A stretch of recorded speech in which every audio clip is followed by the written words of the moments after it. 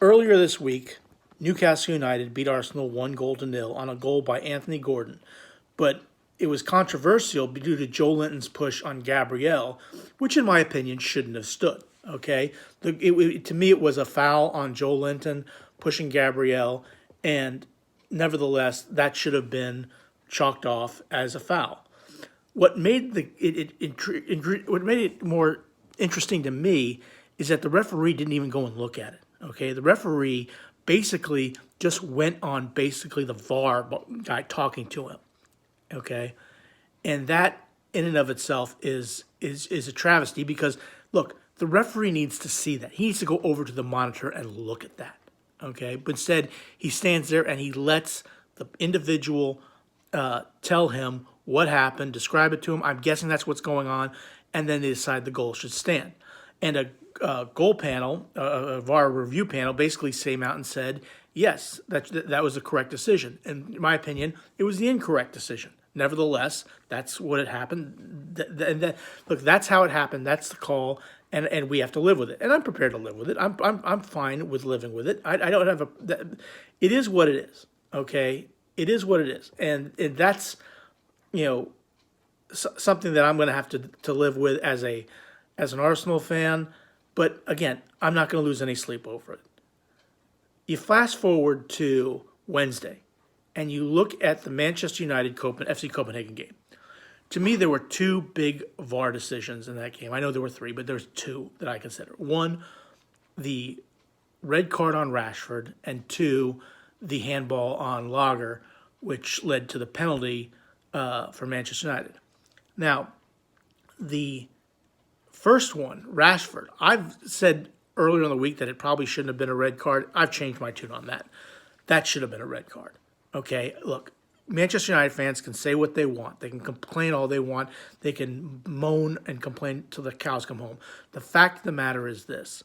Rashford, you studs up into the guy's ankle.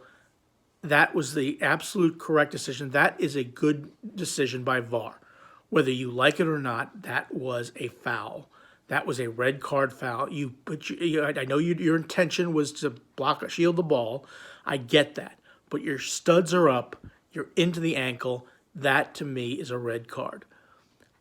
Furthermore, however, where I don't think VAR was, now granted, based on how you call handballs nowadays, if it grazes the arm, it's a red. It's a handball and a penalty.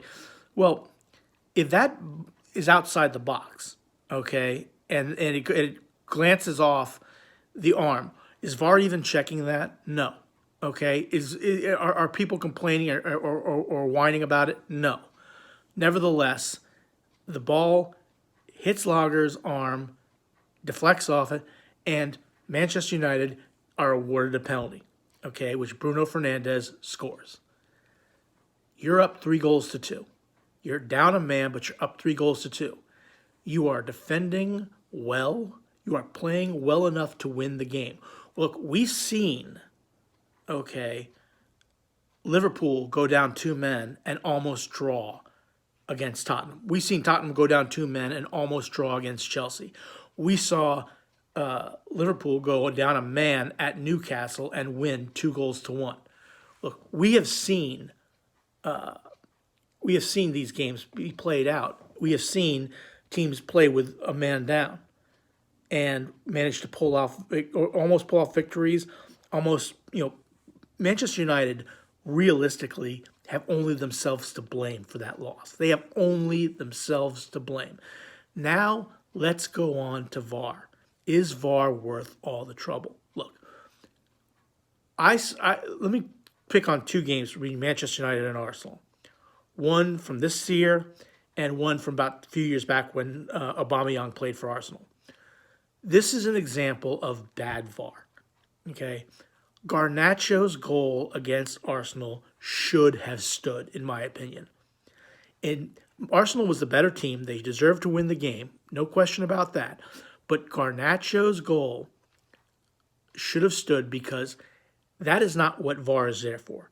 Okay? Remember when it said that give the benefit of the doubt to the attacker? Well, that was an example of that. It was a beautiful ball to Garnacho, who made a beautiful run, beat Ramsdale, should have been 2-1. Now I don't know. Given the amount of time that was added on after the end of the game, who knows what would have happened? But Manchester United should have been up 2-1, and maybe should have won the game 2-1 based on that. Garnacho, that is not what VAR should be there for. VAR should not be there to check every single goal to see if he's a smidgen or a fingernail offsides. That is an example of letting it go. Okay, let it go. The goal is good, and Manchester United should be up 2-1. Let me give you an example of where VAR gets it right. Okay, that is an example of where VAR gets it wrong, in my opinion. Where VAR gets it right was in the game at Old Trafford with Aubameyang. Okay, Aubameyang scores the goal, and the linesman puts his flag up for offsides. Well, they check it, and they see that he's not offsides, that he's onside. That is where VAR is worth it, because Aubameyang scored a goal. It was a legitimate goal. Had they gone back and looked at it and VAR not exist, that goal would not have stood. And Manchester United might have won the game 1-0. That might be good for Manchester United fans, but it would have been good for Arsenal fans. The fact of the matter is, VAR was used correctly in a timely fashion, determined that the goal was onside, and the goal stood. And the game ended up 1-1. That, to me, is an example of good VAR. That is what VAR should be used for. It should be used for whether or not a goal is legitimate or not. But it should not be used to re-referee games. It should not be used in the Garnacho incident where he's maybe a smidgen offsides. Give the benefit of the doubt to the attacker. That, to me, is an example where the goal should have stood and Manchester United should have been in the lead 2-1. That is an example of bad VAR. It takes away the goal, a legitimate goal, in my opinion, that was scored by Garnacho, and then it basically ruins the game. Now Arsenal, goes on.